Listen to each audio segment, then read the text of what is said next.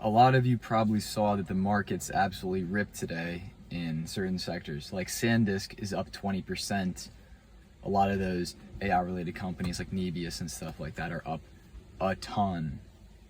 And it's crazy because they were crashing down recently. For all the past week, they went down like 5% or more per day. And it's been a really volatile period.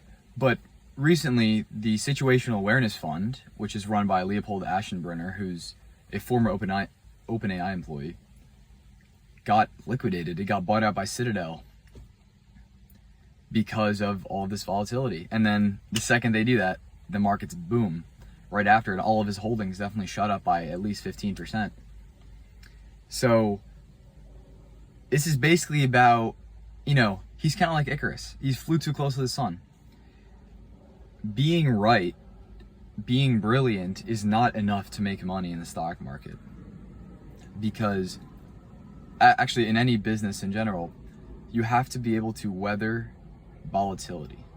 That is a significant portion of what investing is. So Charlie Munger said that the 3 things that make men broke are ladies, liquor, and leverage. And this one's obviously leverage. So he was over levered in a way that, he could not withstand a certain drop of the stock. He had to sell, obviously, all of his positions. And I don't think he wanted to sell because I don't think that he had a change of mind in the direction that things were going, but he was forced to sell. So a lot of the times, this has happened over and over and over again. Bill Hwang also over leveraged.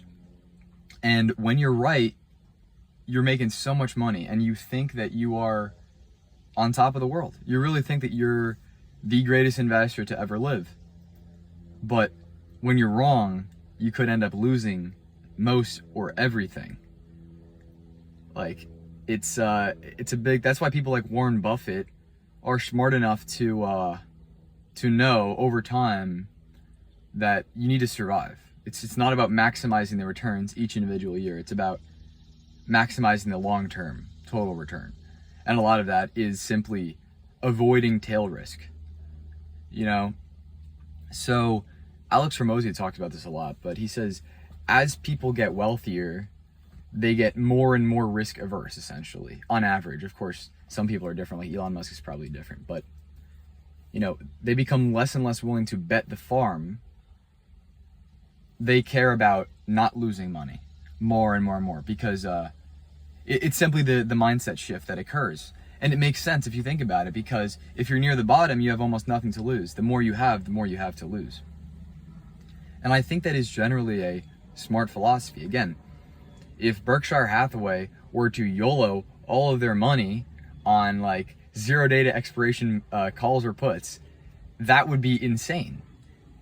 That would be absolutely insane. Like the investors would blow up, like they would freak out. So it's the same thing that you have to be willing to take risks, obviously, but know what are smart risks to take. And part of being a good money manager, so not only of your money, but now it's of other people's money, which is what Leopold was doing, is being able to weather the storm. Now, Leopold, again, made a ton of money for his investors because he was a good investor. He could see the future properly where others couldn't. He knew where things were going, but he didn't know. He wasn't like a shark. That's the issue. It wasn't experience. He may have been knowing, he may have had the foresight to see innovation, but he didn't know how investing actually worked. That's why he got screwed. Obviously, not to pick on him, because he made a ton of money, so I'm sure that he's fine. But still, it's a case of somewhat of arrogance and not knowing what you don't know. Arrogance and ignorance, really. But that's why generally, if you're investing, they say, oh, only invest with money you can afford to lose. And that's absolutely true. But you have to, like, margin call. Having a margin call happen to you is one of the worst things that could possibly happen. And you have to understand that. So even if you do use leverage, you have to use it responsibly. Like it's so dangerous. It really is so dangerous because people think that it's free money every time.